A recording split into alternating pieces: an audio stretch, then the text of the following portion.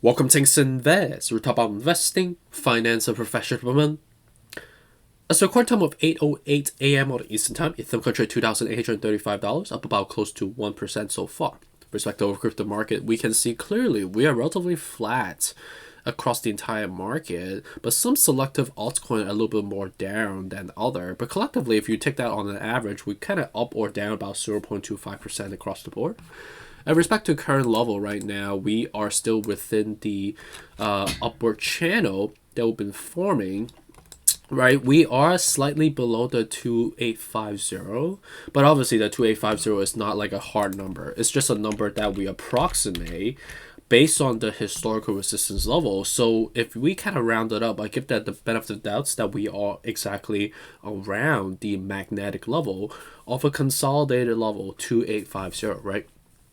In respect to the end of April, today is the last day of April. So congrats to all of us on passing this month, and this month has been quite a crazy one, right? With respect to the war breaking out, all the way to with respect to interest hikes, right, from the previous FOMC meeting, and now it seems like we are getting another one.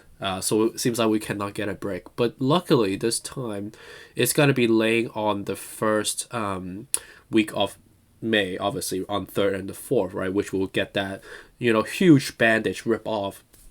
Basically, what we need for the market to rebound is basically Jerome Powell, the chairman of the Feds, to confirm on the outlook going forward, and obviously as a leader of the U.S. economy, and also have some seismic effects onto the global economy as well, to channel and also how would you say, inject some optimism and some confidence onto investors and corporate.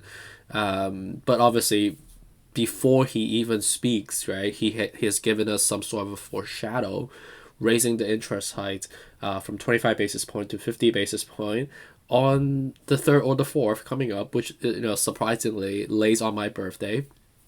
So I guess the interest high is gonna be my birthday gift this year. So I don't know what that means. And as of yesterday on Friday, we saw one of the worst, months, or historically, with the with respect to the Dow Jones, S&P 500, Nasdaq, all plunged across the board, around 4%, as we're closing this brutal month of April. So now what's going on now, right? We know that with respect to Apple, despite the slight rally we saw yesterday, and also the slight rally that we saw during the earnings call, as they talk about the supply chain issues, it's kind of reversed back down and just like flew off the cliff from there, right? From like 166 and flew down to like 156 in like a blink of like 5-10 minutes, right? In respect to Amazon, tanked by like 11%, right? And if you think about from all-time high, Amazon has tanked by basically 27% so far. So, it is definitely highly oversold. And with respect to, I don't even have to mention it, like Teladoc tanked by, I don't even know what to say. It's like basically from $300 all the way to like $28. And I know, like, based on the news I'm reading, it says that Kathy Wood compares Teladoc to Amazon, kind of making her look like like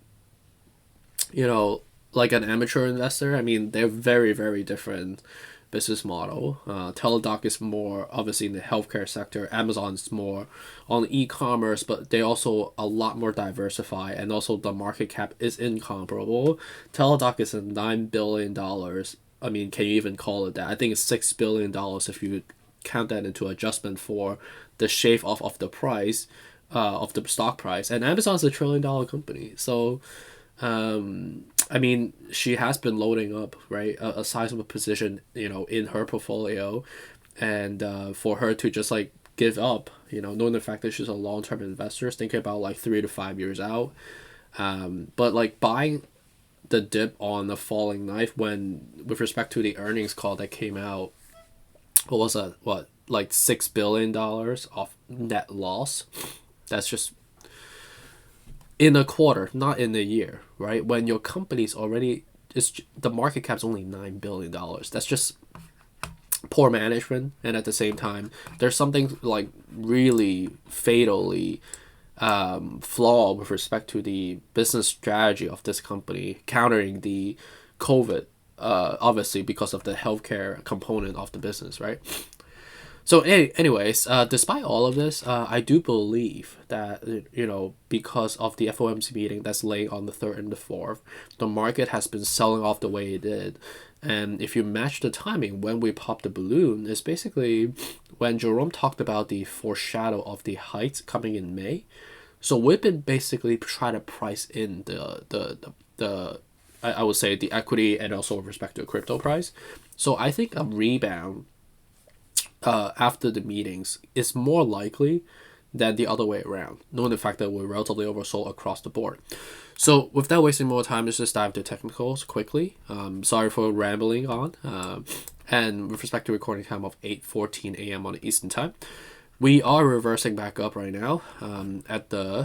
You could see that clearly at the 40.22 out of 70 at the RSI right now. MACD is still gliding down. We are still following the channel, sticking around the 2850, right? So I think what we see after the FOMC meeting, we might see some volatility, but I think we should subsequently kind of come back up and follow this red line. But we have to watch it, right? If we break below 2850, like severely below, like let's say we go down to like the 2700, that's we have to kind of go back on the drawing board and revisit the momentum, because I mean, despite going down that way, we're still not like falling back into the bearish channel that we were at before. We are forming an escalator. So I feel relatively optimistic about the rebound, knowing the fact that, we've been trying to price in already, right?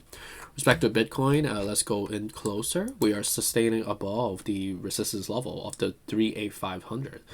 At the same time, we're gliding on a sideways fashion, cooling down, right? And I think the next level that we will have a high propensity to go up to as we get over the hump of FOMC meeting would be going back to 40. I think that's more likely than going down to like 35 or 36, you know what I'm trying to say? Because of the fact that we're relatively oversold already. So the market, has already been trying to price in already. I'm emphasizing this, sorry. So respect to Ethereum Classic, I think anywhere from current level all the way down to, I think right now is a buy for Ethereum Classic if you believe in this. And respect to Dogecoin.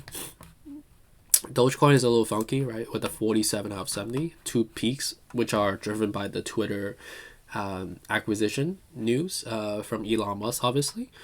And with respect to current level, it's okay. I would prefer anywhere from 12 cents below from here. Respect to Cardano, about 0.2%. I would say right now is a buy based on the current setup, anywhere from current level all the way to 75 cents from here. With respect to Solana, about 2%. I would say it's $93 at the moment. Basically heading down to 90, which is resistance level based on the flat number. But I think anywhere from basically 85 to 75 below is a logical level to DCA. With respect to XRP, we are relatively not moving at the moment. And you can see that we got submerged to the 59.996. Really submerged, and you can see that we bounced from there because as we hit the 60, that's when we're closing in on the 57, right? So 69 to 57 is still fair game to buy the dip. I would say right now XRP is a dip. Polkadot down about 2.3%, 1610 right now. Yeah, I would say right now is a dip, for Polkadot, with respect to the current level. It's relatively depleted. I think there are a lot of dips in the market at the moment. With respect to Algorand, I don't know, Algorand's a falling knife. It has been just flying off the cliff ever since the beginning.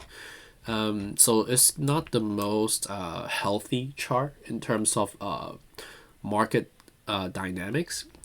So Algorand, I probably stay away unless you really believe in this long term. But if you talk about like historically, this is like the best time to be buying right now, right? In comparison to any time in the history.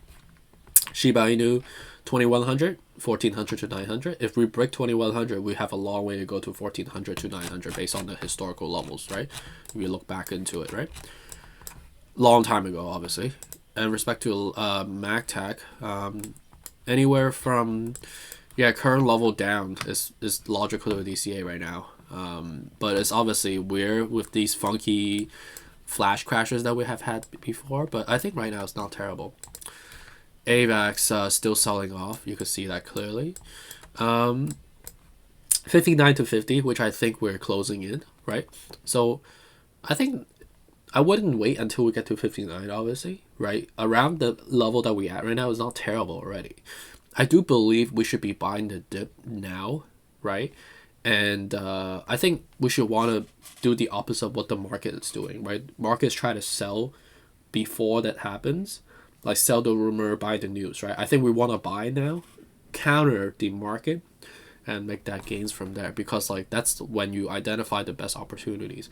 I do believe the market is relatively overreacted, despite how negative it sounds like on the market front. It's all also like media affectation at the same time. All right, so it's this Saturday update. It's an early one. Hope you guys all have a great weekend. And let me know if you have questions. Okay, appreciate you. Take care.